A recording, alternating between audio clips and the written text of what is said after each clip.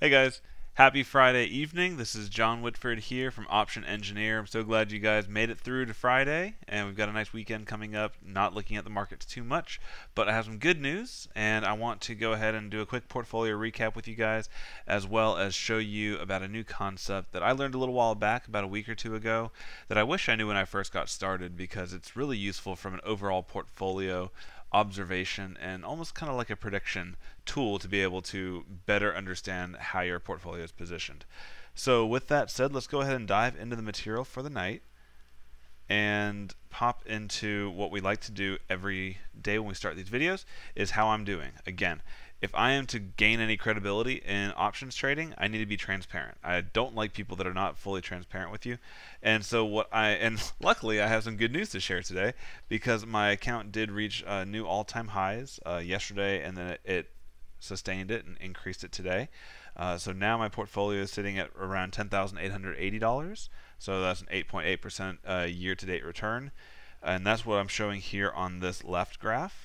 But I've added a new one on the right because there's enough information that I feel like I want to track, for myself. I'm being a little selfish here, but also for you guys to take away is the concept we're going to learn about tonight, which is TROC, which is Theta Return on Capital, and also my year-to-date percentage-wise returns. And the reason why I put these two on the same graph is because they're very useful when you think of them together, and we'll talk about that in the next slide. But what you can see here is my year-to-date returns were going up relatively steady. Remember, I wasn't tracking day-over-day moves on for my actual net liquidation value was. But when you look at it from a percentage level, I went up to about 7.5%. Then I had my little drawdown, which I was all nervous about, which I shouldn't have been. And here we are now at around over 8%. Now this TROC number up here, this is one that I'll explain on the next slide, then we'll probably pop back in here to make more sense of this. So let's go ahead and go to the next slide, talk about TROC, and then we'll jump into the platform and go through individual positions that are worth talking about today. So what is TROC? TROC, it's Theta Return on Capital. And if you guys don't know what theta is yet, it's a very, very important Greek. I'd probably say the second most important Greek in my opinion, just after delta. And theta is the impact of time on your options price. So as time goes on, if you're an options seller, you benefit because you want to sell the option at a higher price and then buy it back at a lower price. Same thing with shorting stock or anything where you're on the short side of the market. So as the options, we won't get into a whole explanation about theta in this video, but we will at some point. But essentially, as time passes, less and less uncertainty exists within that option contract, and so there's less and less value in that option, in the right that you have as the buyer of the option to exercise that right. So as net sellers, as Tasty Trade teaches, and as I am adopting the practice as well, it's important to keep track of how your theta is doing because that's going to give you a relatively good predictor of how much basically you're going to squeeze out of the option price on a day-over-day basis. And so when you're looking at your portfolio's theta, and I'll show you that in the Tasty Trade or in the Tastyworks platform so you guys can see it as well. When you look at your overall portfolio theta, that gives you an indication, all else being equal. If volatility stays the same and the price doesn't move, how many dollars, the theta value is the actual dollar amount you should expect to have extracted from your overall portfolio on a daily basis. So you can kind of think of it as your daily return. So TROC. What this does is it tries to take your theta value and put it into a portfolio context so that you can basically predict what you should expect to receive back at the end of a year of investing. So if you were to keep your theta at that current level every single day for the next 365 calendar days, what would your return be for your portfolio? And the formula is pretty simple once you kind of break it apart and make sense of it. So your theta return on capital is naturally your portfolio theta times the length of period you're looking at. So in this case, we're going to use a year, divided by the net liquidation value of the portfolio. So which makes sense, right? So what this does is it takes your portfolio theta and it makes it relative to the size of your account, and it estimates or it projects out if you were to keep that theta value constant over the next year, this is what your return on that your return on capital would be. If that's, again, saying all else being equal with nothing else going wrong. For more conservative types, you're going to have to correct this down at some point. Proportionally it's correct, but what Tasty Trade recommends, and as I go forward in advance, I might find a different factor for my own trading style. But it's important to keep in mind you're not going to keep everything, so you should use some sort of a estimate to kind of take something off the top. And to be extremely conservative, you could take 25% of that value, which is just dividing that entire formula by 4, and get you an idea of what your TROC would be at the end of the year. So with that information now, going back over to this, looks like I'm having some good stream health. Going back over to this chart, what we see is as I started collecting this just really about a week or so ago, which I'm kind of kicking myself because I don't think there's a way to go back in time and infer what your portfolio theta was a while back. But looking at this is what I want to see over time. Is I want to see my red line, which is my year-to-date actual percentage return, approach the blue line and ideally surpass it. But the blue line is my TROC, and so this is basically my annual prediction of what I think my portfolio is going to be able to return to me. The higher the better. So right now it is tracking to about a 30% return on capital, which sounds pretty good. And what this does, again, is it takes my portfolio theta, it looks at a year if I were to achieve that theta, and then it divides it by the size of my account to put in that percentage terms, and I then take that entire portion, which is over 100% if you just take the actual TROC value, and I divide it down by 4 to give myself a more conservative estimate. So this is a nice little practice. I'd recommend you guys, if you're not going to track this day by day, at least take some snapshots here and there. It's important to know how much on the net selling side you are versus how much you're buying options, and just understand that whenever you get on the wrong side of time, which is what happens every time you buy an option, whenever you get on the wrong side of time, you're swimming upstream. And so the more you can keep your theta positive, the more that you can earn as time passes, the better you'll be long run. So let's go ahead and do a couple little things in the platform here. I've got it pulled up on the screen, and I'll just show you very briefly. Right now I am a little bit, my portfolio is negative. It's negative 45 delta, and I'm okay with that. And I'll have a separate video to describe why I'm okay being overall bearish. But it has to do with balancing the Greeks, and so there's going to have to be a whole more in-depth discussion about what that means, and the two Greeks in particular that I'm targeting to kind of keep in check.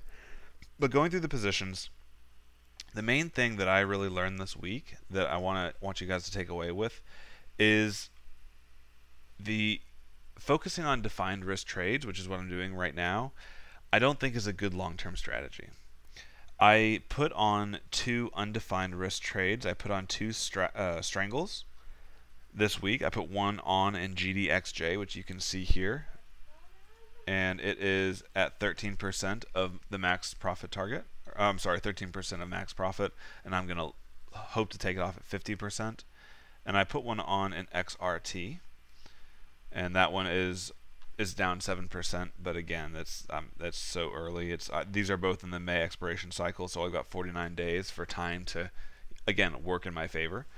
So the reason why I'm getting more excited about undefined risk trade is that your options, your available moves in defined risk trades are extremely limited. If you get to the position where your contract is not going your direction, you can't always roll it out in time to buy yourself more time to be right. You can't always roll up the put and the calls for credits, just given the additional legs in that spread, as well as wherever the actual underlying price is. If, for example, let me go to one of my iron flies. Well, that's a little complicated. I've got some laddered iron flies here in FXC, so let's go ahead and go to my first ladder, which is in a good position. Let's go to my second ladder. Here we go. So if, for example, I wanted to roll this entire contract out in time, I might be able to do it for a credit, but this spot right here is a long option. So I purchased the option there. So the more and the more that this underlying price reaches, approaches the long option here, the less I'll have the ability to roll out in time for a credit, because this option price will get more and more and more expensive, which is what you don't want. And the short options here will get, well, this short option will get less expensive because it'll be in the money, and this option here, it will get more profitable over time. But again, in the net effect, you can't necessarily roll this out in time every single time. If, however, it was simply a straddle and I simply had the short options here, for one, I would be getting much more credit in the onset of the position, which would widen out these break-evens over in this direction.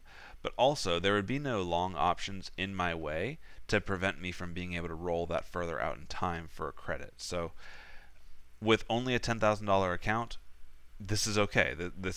I'm accepting this as a consequence of the size of the account that I started out with. But as I get more confident and as I'm ready to take this a bit more seriously, which will happen definitely in this year, as I pump more money into this account, you can expect to see a lot more undefined risk trades going on, and me essentially learning how to tap dance a bit more around these positions and being able to play defense in a more systematic and mechanical way.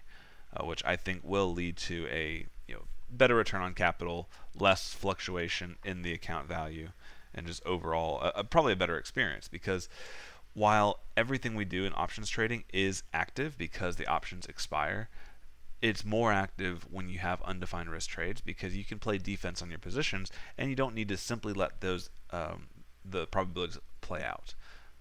Whereas when you make that undefined risk option, it's not always in your best interest to, let me get this guy off here. For example, in the EFA position, well, because it's a defined risk trade, I'm just going to let this thing play out, whether it's successful or not. There's a limited amount of defense I can play that'll really help my cost basis. Let's see, anything else, any positions you guys want to see me walk through here? Just kind of one thing I wanted to show you before I sign off tonight is going down to my unprofitable trades.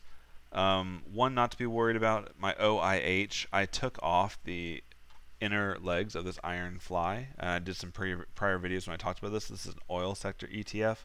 And as the position moved towards one side of the fly, I achieved my profit target. But if I tried to let my good till cancel order take off, it would have never been filled. And we'll do a separate video about this, but what happened was it moved in one direction so far that there was no bid on this option here. So if I click into the trade page, there might be a bid for it now. Let me open up my positions, open that expiration. Where is it? There it is. So you can see here, this is the problem. It's got 3 cents on the ask side, but nothing on the bid side. And so if you're trying to sell this thing, it's not likely going to happen. Or I'm sorry, if you're trying to sell it, because it's the long leg, so you're trying to sell it to close. That's probably not going to happen. In that case, just let them expire worthless. It's going to bother you when you look at it on your positions tab, because it's going to show this extremely large loser, but it's going to reach negative 100%. You're going to lose all the value on this option, because this was your insurance that you bought on your own position. The one that I wanted to talk about before we signed off is my target position. So this is one where, let me just make sure I've got everything else off, put target on. Here we go. So this is my attempt of a laddered iron fly that ended up becoming an inverted iron condor, I think is what kind of happened with it. And that was because that was one of my lessons learned. The good news is, looking at the mark price here is at 577. I am almost back at a break-even point here. So if we get one more good rally in target, which if we click over on target and pull up the quote, you can see that the gods have been with us a little bit this past week, because we had a really strong move here a couple days ago, I think on March 26th. So if this one moves up another few handles, then we should be able to get out of this as a scratch, even with kind of having made a mistake in the short term on this one with the adjustment process. So lesson learned. Hopefully it'll be a free lesson, and we'll be able to move on and rinse and repeat. But I'm looking to close this one as a scratch. I'm not looking to take any profits because being inverted, it's just not something that I really want to do at this point with my management. So I think that's it. We're at 13 minutes here on the video. I don't want to take too much of you guys' time. Last thing I'll say is if you're new to options trading, this is not the best environment to be doing options trading in, especially with the selling premium. Theta is low. The amount of premium you're getting for the options you're trading is not the best. But take it as a blessing. If you're able to be successful in this environment, if you're able to stay true to what your rules are, the rules that you're taking on or just creating now, just imagine how good it's going to be when volatility does come up and you're able to really take advantage of the additional payment you would receive. So that's it. Just stay true to the process and take it slow and just focus on staying in the game. So with that, guys, I'll leave you guys to your weekend. Have a great one. Enjoy your families. Just remember, work hard, stay humble, and be helpful. See you guys.